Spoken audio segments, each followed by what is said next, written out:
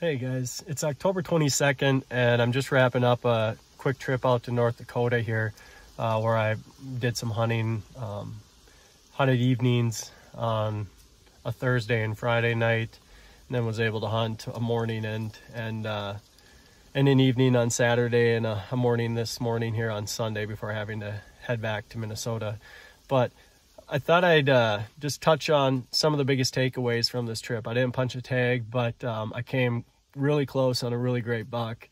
And some of the things that I learned from this trip that I think that I'm kind of looking for at this time of year that can be helpful here in about 10 days or so when the rut really starts to crank up. So I'll show you some of the clips here, some of the footage I got. With the buck video coming up, I had some does come through right where I was hoping he would come through. That's what I was set up for. You'll see how great of a shot opportunity that would have been when you see those does move through. He ended up skirting the area and taking it's an area that I'll explain it after I show the video here, kind of how the area sets up and everything. It's not great footage of the buck, but you can kind of get an idea. He was, by my standards, he was a tank. I think certainly a 4.5-year-old and above deer. So,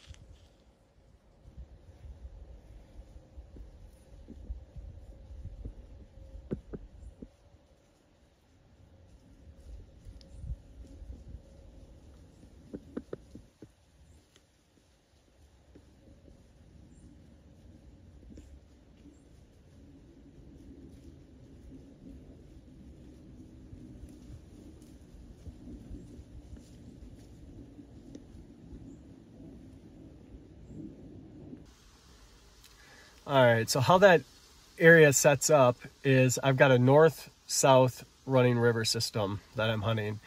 And I came in up the river in the kayak, assuming that deer are going to be feeded out on the ag.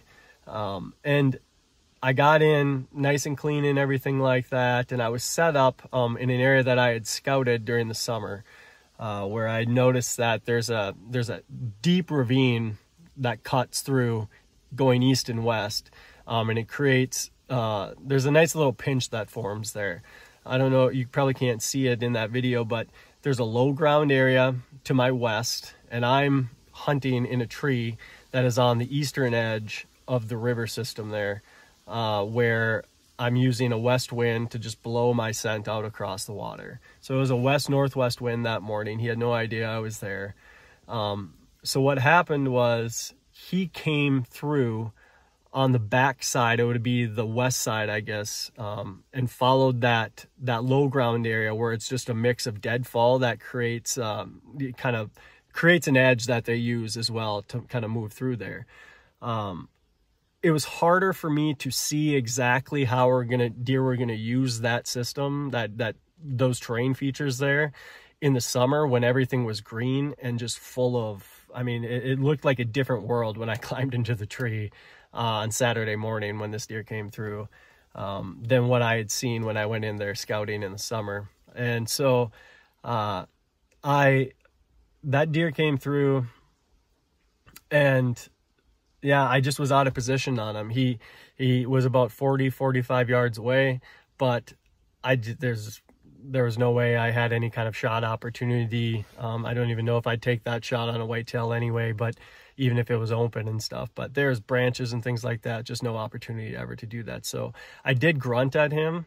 And then because I knew that I was in a situation where it was unlikely that he was going to be able to get downwind of me. So I thought it's worth a try to grunt at him just to see if he'd come over and investigate. Well, like big bucks do. He, instead of coming back around and coming out in front of me, which I almost never expect them to do, he just kind of veered. He stopped, he heard me, he veered, then he kind of headed east toward the river a little bit, but stayed north of me so that he could just basically put himself in position to see down where I had grunted from. He came over, looked, and realized that he didn't see anything, and then he just kind of kept on about his business and walked north into the bedding and everything. So, but what I did was, obviously I'm disappointed that I didn't get a shot at that deer. It's frustrating to get that close. But what I was able to do was then move into a situation where I think now I'm going to be able to cover the trail I was set up for, which those does came down. Obviously during November, during the rut and stuff, it's very likely that a buck could cruise through there just as likely as well. But I moved just up against, it's just a slight little, it's about a 35 yard drainage that runs east and west off of the riverbank. This is, maybe dips down about 10 feet or something like that, but it's full of like deadfall and branches, so deer just aren't moving through there. And I moved into a tree that is right up against that. So that's going to offer me an awesome opportunity to keep deer from coming downwind of me. And yeah, I ended up having to lay a lot of ground scent to do this.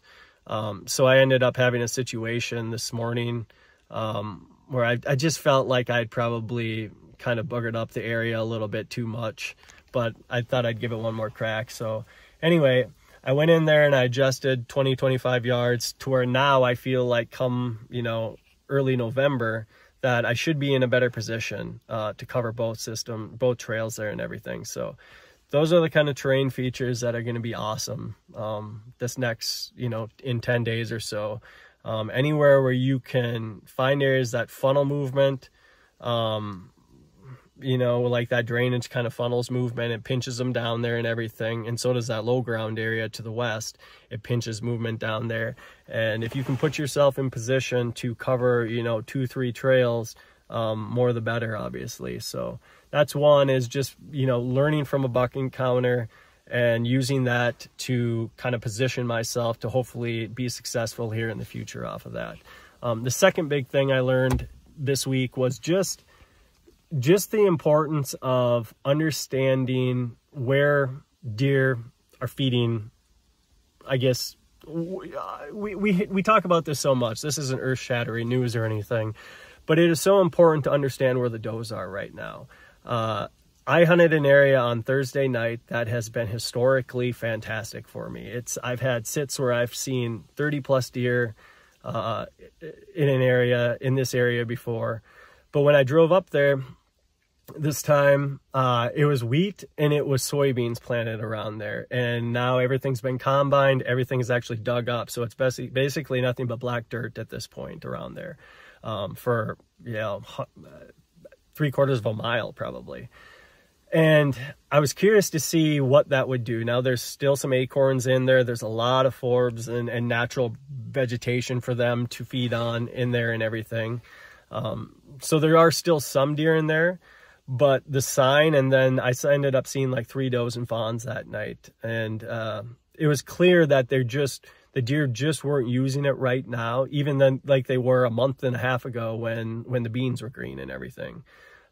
So I decided, after that sit, I need to figure out on this trip, even if I don't punch a tag, I need to figure out where are the does, where are they feeding? Because actually on the stuff I'm hunting out here, a lot of it was wheat this year. And a lot of the fields are black now with real no nutritional value offered to the deer at all around a lot of the tree cover that I'm hunting. But there was one section of sugar beets that had been planted. Obviously that they've been harvested too and everything, but sugar beets, there's a lot of sugar beets that get left behind after the harvest. And I think I've seen deer just hammer them in late October. I've never been out here in the winter, but I think they pod them even pretty frequently throughout the winter and everything, through the snow and everything. So I figured, okay, that's probably my best chance to find where deer are feeding a lot. So what I did was, that's where I kind of decided to focus my attention on Saturday morning. And in addition to that buck I saw and those does coming through, there was just a ton of deer in this piece of timber. And it just was an indication to me that, you know, if you can figure out what deer are feeding on now, predominantly, like, where are those does going to be right now on October 22nd, chances are that's not going to change much over the next 10 days when the rut starts kicking in, at least not in areas where I hunt, which has a lot of ag component to it. You know, it maybe could change, you know, if you're hunting corn or soybean situations where, say, you know, somebody just combined a cornfield and they're out there, you know, feeding on that leftover corn and everything until it gets plowed under. That is a situation where, you know, maybe it will change over these next 10 days. But if you can find where deer are feeding now, and those conditions stay the same, chances are that they're going to be feeding there again in 10 days and everything. And that's where a lot of those does are going to be. And that's where obviously the bucks are going to be. I've had that pay off huge for me in the past, where every year I like coming out here in mid to late October, kind of like that October 18th, 19th, 20th situation.